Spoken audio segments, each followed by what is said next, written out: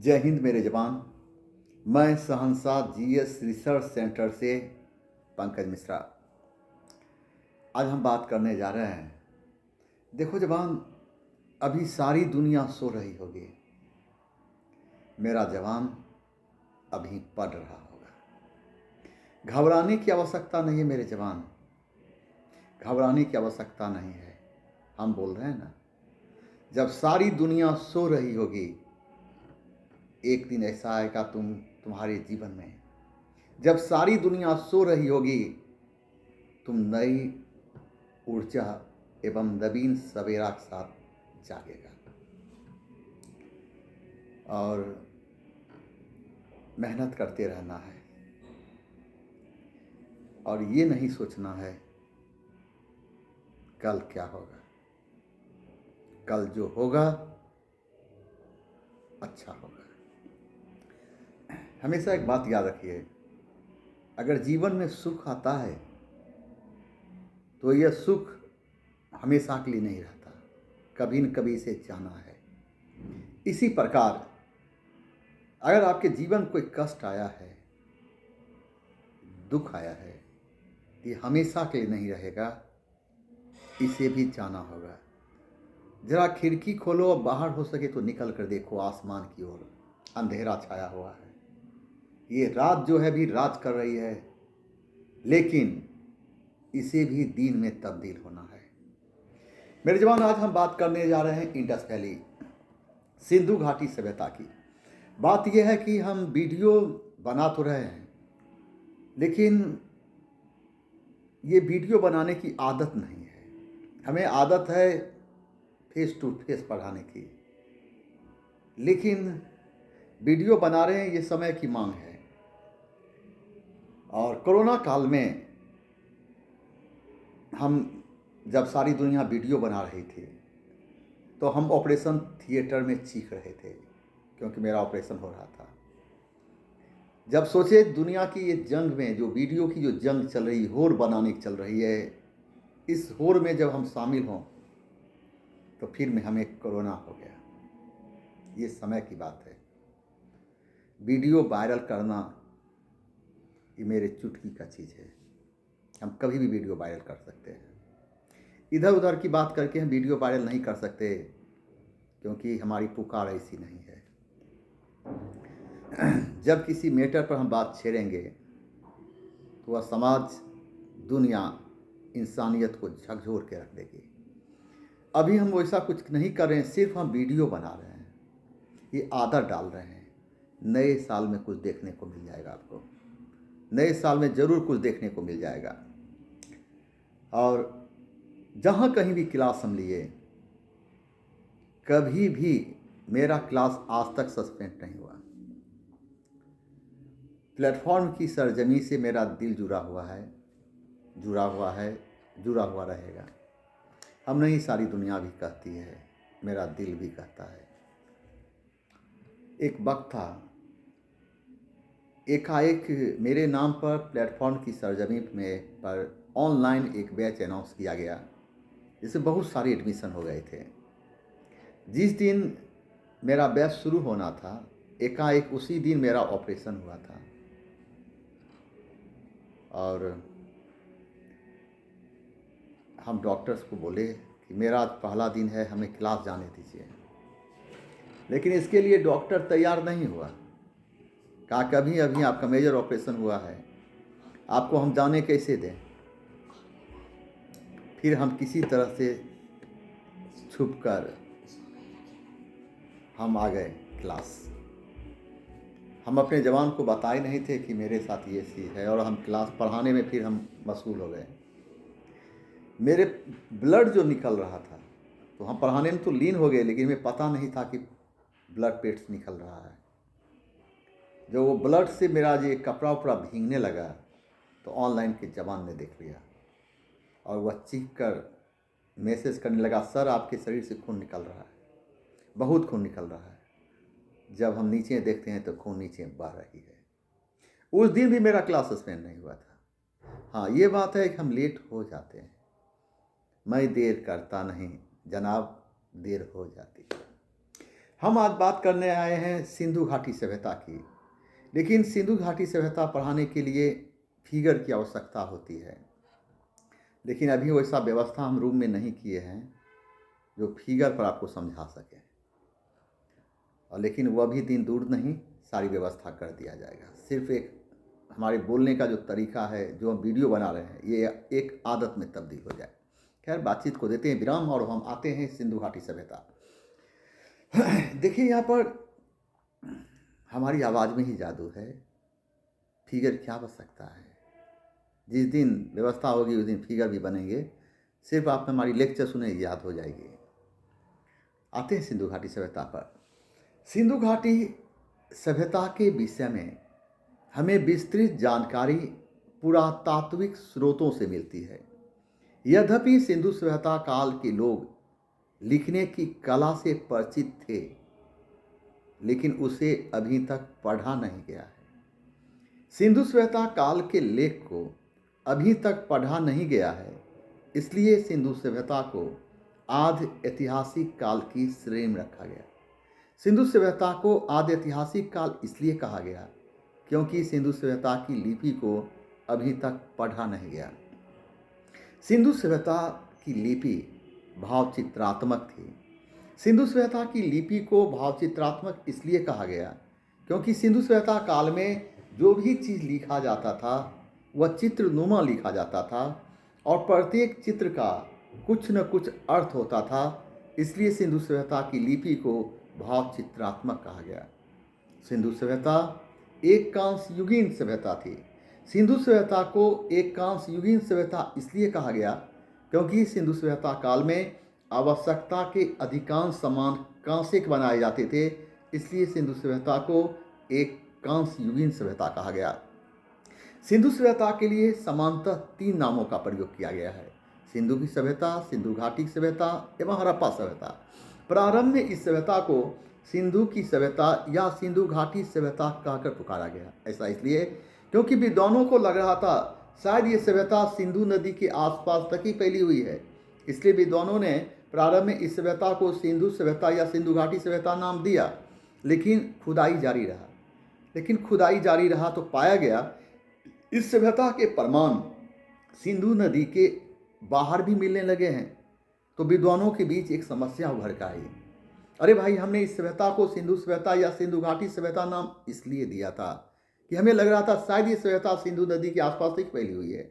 जब इस सभ्यता के प्रमाण यानी साक्ष्य सिंधु नदी के बाहर भी चारों तरफ मिलने लगे तो विद्वानों ने इस सभ्यता को हड़प्पा सभ्यता कहकर पुकारा जाना अधिक उपयुक्त माना। विद्वानों ने इस सभ्यता को हड़प्पा सभ्यता कहकर पुकारा जाना अधिक उपयुक्त इसलिए माना क्योंकि सिंधु सभ्यता का उत्खनन सर्वप्रथम हड़प्पा नामक स्थान से प्रारंभ हुई थी। सिंधु सभ्यता की लिपि सिंधु सभ्यता की जब हम बात करते हैं, सिंधु सभ्यता की 2 राजधानियाँ थी, हड़प्पा एवं मोहनजोदड़ो। सिंधु सभ्यता की मुख्यतः 2 राजधानियाँ थी, हड़प्पा एवं मोहनजोदड़ो। हड़प्पा वर्तमान स्वयं पाकिस्तान में रावी नदी के तट पर स्थित है, तो वहीं मोहनजोदड़ो वर्तमान स्वयं में पाकिस्तान में सिंधु नदी के तट पर स्थित है। सिंधु सभ्यता के लिए एक नहीं बल्कि कई तिथि का निर्धारण किया गया है, लेकिन सिंधु सभ्यता की सर्वमान्य तिथि मानी जाती है 2350 ईस्वी पूर्व से लेकर 1750 ईस्वी पूर्व। सिंधु सभ्यता की इस सर्वमान्य तिथि का निर्धारण रेडियो कार्बन की C14 पद्धति के तहत की गई है। रेडियो कार्बन की C14 एक ऐसी पद्धति है जिसके द्वारा यह पता लगाया जाता है कोई वस्तु कितनी प्राचीन है, कोई वस्तु कितनी पुरानी है। सिंधु सभ्यता एक शहरी सभ्यता थी। सिंधु सभ्यता की प्रमुख विशेषता वहाँ की नगर निर्माण योजना थी। सिंधु सभ्यता के जब हम नगर निर्माण योजना का अवलोकन करते हैं तो ऐसा लगता है कि विधिवत रूप से नक्शा बनाकर भवनों का निर्माण किया जाता था। सिंधु सभ्यता के उत्खनन से 2 तरह के मकान मिले हैं, बड़े मकान एवं छोटे मकान। बड़े मकान को देखकर लगता है इस तरह के मकान में समाज के अमीर लोग रहते होंगे, तो छोटे मकान को देखकर लगता है इस तरह के मकान में समाज के गरीब लोग रहते होंगे। सिंधु सभ्यता काल में भवनों के निर्माण में समानतः पकी हुई ईंटों का ही प्रयोग किया जाता था। सिंधु सभ्यता काल में सड़क के दोनों ओर कतारों में मकान बनाया जाता था और सिंधु सभ्यता काल में सड़क के दोनों ओर कतारों में मकान बनाया जाता था और नगरों की रक्षा हेतु उसे चारों ओर से दीवारों से घेर दिया जाता था। इस प्रकार दीवारों के निर्माण में कच्ची ईंटों का प्रयोग किया जाता था। उसे मजबूत स्वरूप देने के लिए बाहर से पकी हुई ईंटों का सहारा दिया जाता था। सिंधु सभ्यता की जब हम बात करते हैं तो सिंधु सभ्यता का समाज मातृसत्तात्मक थी। सिंधु सभ्यता के समाज को मातृसत्तात्मक इसलिए कहा गया क्योंकि उस समय समाज में महिलाओं की प्रधानता थी। सिंधु सभ्यता काल के लोगों का मुख्य खाद्य पदार्थ गेहूं एवं जौ था। सिंधु सभ्यता के उत्खनन से दो तरह की मूर्तियां मिली हैं, मानव की एवं पशु पक्षियों की। मानव की जो मूर्तियां मिली हैं वह ठोस हैं, तो वहीं पशु पक्षियों की जो मूर्तियां मिली हैं वह खोखली हैं। सिंधु सभ्यता की बात कर रहे हैं हम, और ये बात कर रहा है कौन? शहंशाह पंकज मिश्रा। सिंधु सभ्यता काल के लोगों के धार्मिक जीवन को देखा जाए तो सिंधु सभ्यता काल के लोगों के धार्मिक जीवन में मातृ देवी की प्रधानता थी। इस प्रकार सिंधु सभ्यता काल के लोग धरती की पूजा करते थे, जिसे विद्वानों ने मातृ देवी नाम दिया। सिंधु सभ्यता काल में धरती की पूजा करने की जो परंपरा चली वह परंपरा आज भी देखी जा सकती है। आज भी हम अपनी देश की सरजमी की रक्षा के लिए प्राणों की बाजी तक लगा देते हैं। कुछ साल पहले डोकलाम की चोटी के पास हमारे पड़ोसी देश चाइना ने सेना भेज दिया था। भारत की धरती ने चीखते हुए बोली, चाइना सेना को बुला लो वापस, वरना दुनिया के नक्शा से नाम खत्म कर देंगे। सिंधु सभ्यता काल में धरती की पूजा करने जो परंपरा चली वह परंपरा आज भी देखी जा सकती है। सिंधु सभ्यता काल के लोग नाग की पूजा करते थे, तो सिंधु सभ्यता काल में नाग की पूजा करने जो परंपरा चली वह परंपरा को आज भी देखा जा सकता है। आज भी हम नाग की पूजा नाग पंचमी के रूप में करते हैं।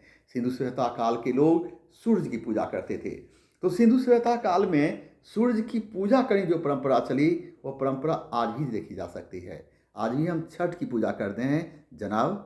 छठ की पूजा ये तो सूरज की ही आराधना है। सिंधु सभ्यता काल के लोग नदी की पूजा करते थे, तो सिंधु सभ्यता काल के लोग नदी की पूजा क्यों करते थे? नदी पूजा इसलिए करते थे क्योंकि नदी में पानी थी तो पीने के लिए पानी मिल जाती थी।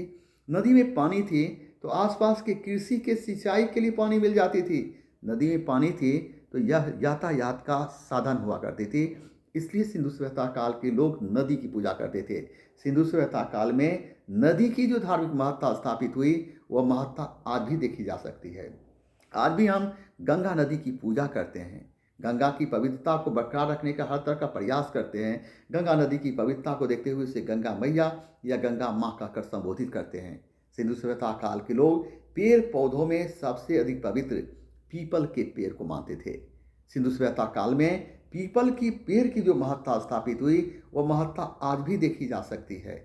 आज भी पीपल पेड़ को काटना या किसी प्रकार का क्षति पहुंचाना पाप माना जाता है। सिंधु सभ्यता काल के लोग पशुओं में सबसे अधिक पवित्र कुबर वाले बैल को मानते थे। कुबर वाले बैल को कुबर वाला सांड के नाम जानते हैं। इस प्रकार सिंधु सभ्यता काल में कुबर वाले बैल की जो महत्ता स्थापित हुई वह महत्ता आज भी देखी जा सकती है। आज भी बसा बैल को खिलाना या दान देना धार्मिक दृष्टि से देखा जाता। सिंधु सभ्यता काल के लोगों के आर्थिक जीवन में व्यापार की प्रधानता थी और यह व्यापार वस्तु विनिमय प्रणाली पर आधारित थी। वस्तु विनिमय प्रणाली उसे कहा गया जब अपने यहाँ का तैयार सामान हम आपको दें और आपके यहाँ का तैयार सामान आवश्यकता अनुसार हम स्वयं ले लें, तो इस प्रकार की प्रणाली को वस्तु विनिमय प्रणाली कहा गया। सिंधु सभ्यता काल के लोगों का व्यापारिक संबंध मिस्र, मेसोपोटामिया एवं मध्य एशिया के देशों के साथ थी। सिंधु सभ्यता काल के लोगों ने सर्वप्रथम कपास की खेती प्रारंभ किया। सिंधु सभ्यता काल में कपास की खेती सिंधु नदी के आसपास ही किया जाती थी, इसलिए यूनानी लोगों ने आगे चलकर सिंध प्रदेश को सिंडोन कहा। सिंडोन का अर्थ होता है कपास का प्रदेश। सिंधु सभ्यता काल के लोग चित्रकला में भी रुचि रखते थे। सिंधु सभ्यता काल में चित्रकला में सामान्यतः लाल रंग का प्रयोग किया जाता था एवं उस पर काले रंग से चित्रकारी की जाती थी और जिस चीज़ पर चित्र बनाया जाता था उसे मोहर कहा जाता था। मोहर को ही हम मुद्रा के नाम जानते हैं। सिंधु सभ्यता काल में मोहर का निर्माण सबसे अधिक संख्या में सेलखड़ी की सहायता से की जाती थी। इसके बाद पकी हुई मिट्टी के सहायता से मोहर का निर्माण किया जाता था। पकी हुई मिट्टी को ही हम टेराकोटा के नाम जानते हैं। मोहर पर सबसे अधिक संख्या में एक श्रृंगी बैल की आकृति अंकित मिलती है। एक श्रृंगी बैल उसे कहा गया जिसके सर पर एक सिंह दिखाया गया हो। मोहर बेलनाकार, वर्गाकार, आयताकार एवं वृत्ताकार होते थे। सिंधु सभ्यता के उत्खनन से गाय के प्रमाण नहीं मिले हैं। फिर प्रश्न उभरता है कि सर आप कहते हैं गाय का प्रमाण नहीं मिला, तो दूसरी तरफ यह भी कहते हैं पशुओं में सबसे अधिक पवित्र कुबर वाला बैल था। सर गाय नहीं तो फिर बैल कहाँ से आया? ये बात सही है, बैल कहाँ से आया? गाय होगी तभी तो बैल आया, ये बात सही है, होगी भी, लेकिन उत्खनन से गाय का प्रमाण नहीं मिला है। जो भी चित्र मिले हैं उसमें गाय के चित्र नहीं मिले हैं। पशुओं को जो भी नरकंकाल मिले हैं उसमें यह साबित नहीं हो पाया है यह गाय का है। इसलिए कहा जाता सिंधु सभ्यता के उत्खनन से गाय का प्रमाण नहीं मिले। सिंधु सभ्यता के उत्खनन से लोहा का प्रमाण नहीं मिला है। सिंधु सभ्यता काल के लोग दाल से परिचित नहीं थे। सिंधु सभ्यता का समाज समतावादी थी। लेकिन बातचीत के क्रम को हम जारी रखें, सिर्फ सिंधु घाटी की सभ्यता हम 15 दिन तक पढ़ाते साहब, तो इतना लंबा वीडियो बनाना संभव नहीं है। थोड़ी सी मोबाइल में भी फॉल्ट है। ये मोबाइल नए साल में चेंज होंगे, फिर नए अंदाज में हम मिलेंगे। तो फिर हम कहते हैं जय हिंद।